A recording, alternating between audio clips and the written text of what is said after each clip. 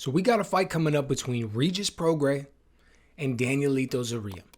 Now, let's be perfectly honest with each other. This wasn't the fight that was originally scheduled to happen. Zorrilla had to step in on short notice. It was like 20-some days for it.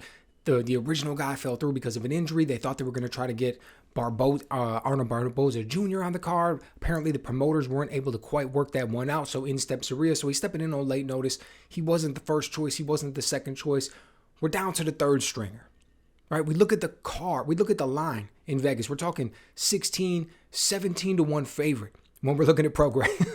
It's crazy numbers, right? You're looking at it, you're like, man, what's this dude, a fifth grader? Was he just a straight up tomato can bum? How is it that we're getting a guy who's 16 or 17 to 1 favorite on this card? We're talking about Prograis, a man who is at the top of the heap at 140 pounds. Look, I'll be the first to admit, that line does not necessarily reflect the skill level of the guys that we're talking about, right? You go out there and you watch the film on Zorrilla, and the man knows how to fight, plain and simple. And on top of that, he's got some power to him, right? There's a reason he's got that knockout ratio that he has. But when you watch him, he's got quick hands, and he's got a very good understanding of distance. He's got a very good understanding of timing. He is a counterpuncher by trade. And when you go out there and you watch the way he comes over the top of guys' jabs with that right hand, when you watch the way that he sets up the way he uses feints and sets up little combinations and stuff, he's a skilled fighter, okay? And with, like I said again, with that power, he's going to be able to go out there and he's going to be able to do a lot. Now, look, I'm not suggesting that we're going to see him upset the apple cart and he's going to knock out Regis Prograis. And I say knock out because, let's be honest with each other, what's he going to do? He's going to beat him by decision. He's going to go in there, he's going to go in there and he's going to beat Regis Prograis on decision. You know where this fight's being held? So all I'm saying is, the only real possibility that we see of this fight turning out as a victory for Zorrilla is by knockout. Now, do you think he's going to be able to go out there and get that done?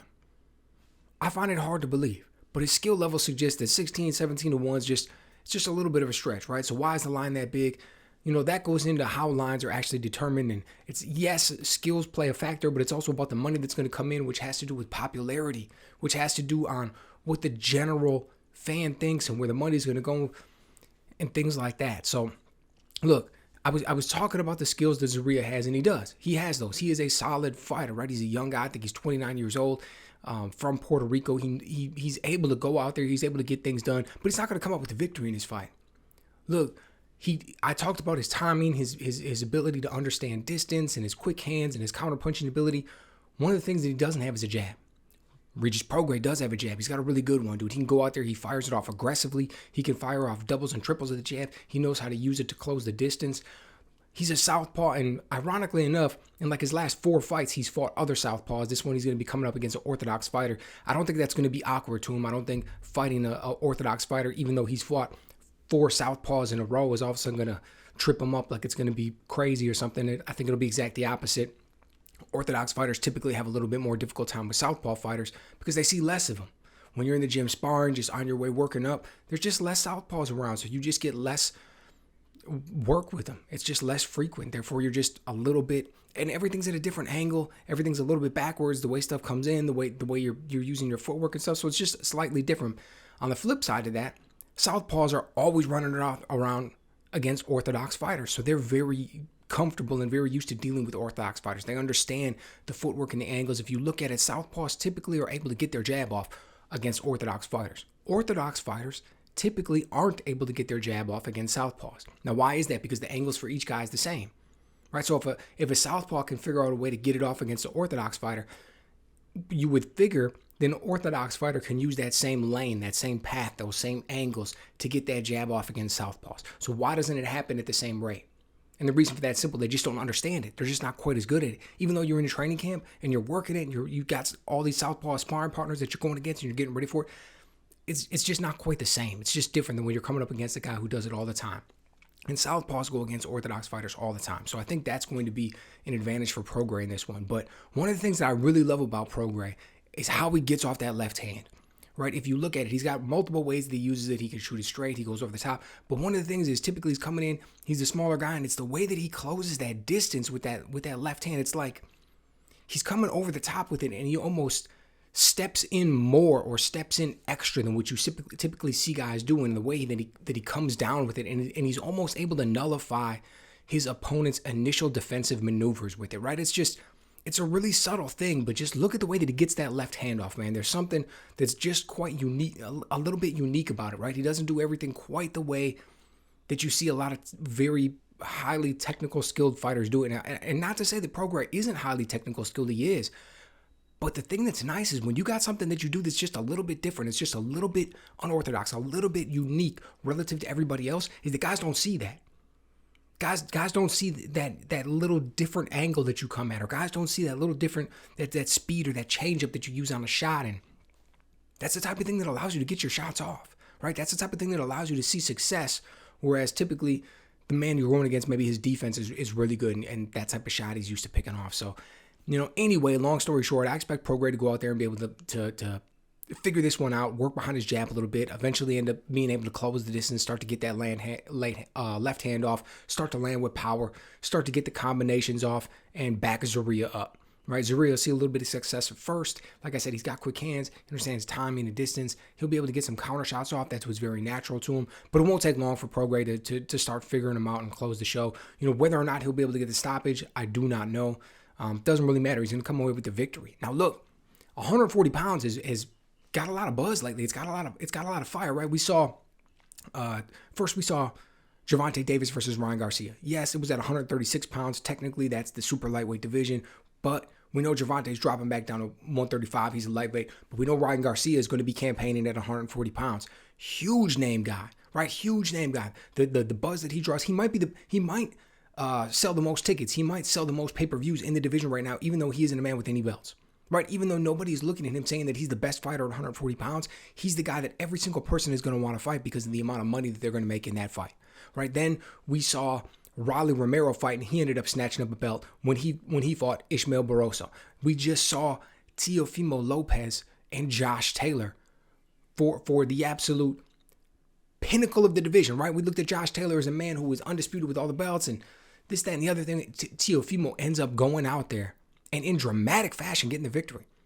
And now he's the man who stands at the absolute pinnacle, right? King of the hill, knocked the old guy off. Now you're standing there as the king of the jungle. What's going to be next for him? We hear him with the retirement talk. Does anybody really take that seriously? What do you think is going to be next? Who's he going to be fighting, right?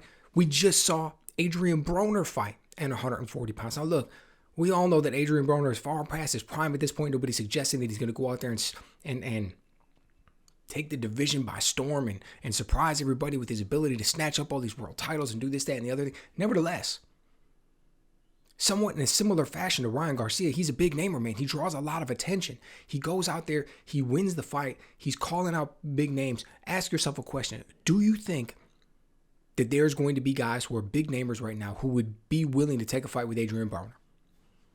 I mean, if they felt confident that Adrian Broner, the fight was going to go through, Adrian Broner was going to show up, make it all the way through the fight night, all of that kind of stuff. Like it was good, so that everybody was going to be able to get paid, that the checks were going to be able to get cashed. That let's say that was the case, right? We all believed that.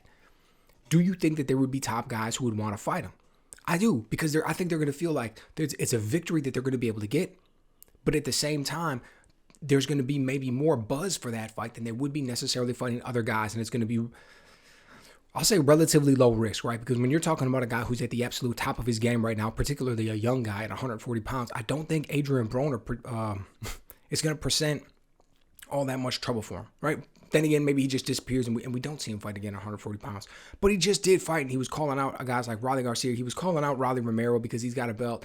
So who knows where that may develop. Nevertheless, we've got a lot of things happening right now at 140 pounds. But here's what's interesting. All the names that get tossed around, all the people that get talked about, all the guys that we debate about who's going to be the best of the best, and all the people that are in the ring, they're sweating. They just get done with a fight. They got the victory. They got the microphone stuck in their face. You know what name they never mention? They never mention Regis Prograis. Never mention his name. Right? Now, why do you think that is? It's real simple. The dude's an absolute monster at 140 pounds.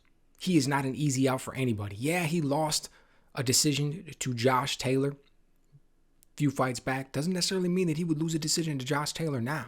And it doesn't necessarily mean that he wouldn't give anybody in the division just absolute as much as they could handle and potentially come away with the victory.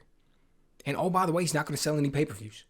Oh, by the way, he's not going to sell any tickets, put any butts in the seats. He's not going to generate any buzz in that way. Right? So you've got a man who's incredibly dangerous, who is not going to hold up his end of the financial bargain, so to speak. The promotion, the money, the ticket sales, all that kind of stuff is going to have to come from the other side. What's the motivation for a guy like, a Teofimo Lopez or a Josh Taylor in a rematch or a Ryan Garcia or anybody that you think that you're going to consider a top 5 or a top 10 guy at 140 pounds? What's the motivation for them stepping in there with the Regis Prograis? Right? We see this in a similar situation at 147 pounds with Boots Ennis. Who's stepping in there with Boots? Even if you look at a guy like, a Terrence Crawford, I know he's getting the ultimate fight with him and Spence right now, but let's say that fight wasn't happening, and you looked at a Terrence Crawford and Errol Spence, what motivation do they have there to step in there with Boots? Is Boots going to deliver on some crazy payday for him? Even if they really truly believe in their heart that they can beat him, which I think that they believe that they could beat him, right? Just based off of the skill set that they have and the experience, and we've seen Boots with some flaws and he gets caught with some shots. This isn't a critique on him, but even if they believe that they really could beat him, what's the motivation for stepping in there? There's other fights when they can make way more money. And it's the same thing that we see with Regis Prograis, right? That's why we see him fighting a guy that's a third stringer off the bench. No disrespect, it's just the way it went down, right? But he's coming in as a third stringer off the bench. He's not going to be generating any buzz, any sales. He's coming in 16, 17 to 1 underdog. It's not because Prograis doesn't have the skills. It's exactly the opposite. So it'll be interesting to see. Really, what I want to see off of this fight is how he looks, what he says in the ring afterwards, and what kind of fights that we're able to see get made with these guys. I mean, we may even be talking about Devin Haney at 140 pounds. Is that dude ever going to campaign at 135 again? He's been talking about how difficult that cut is for a long time. We saw the way the weigh-in got moved up by a few hours for his last fight against Vasily Lomachenko. Is he going to be at 135 anymore? I wouldn't be surprised at all to find out that he's going to end up being at 140. So it could be a lot of things happening at this division in the very near future. I expect Prograis to go out here and come up with a victory, look incredibly impressive when he does jump on the mic and do what he does, which is probably start calling everybody out and start shaming him for not saying his name. He's sitting there. He wants to make things happen. I mean, as a fan and a man who wants to see the best fight the best, he definitely needs to be in the mix. So let me know what you guys think. Where do you think he stacks up on 140 pounds? Do you think who do you think he would give trouble to? Who would give trouble to him? And where do you want to see him after this fight? Let me know what you guys think.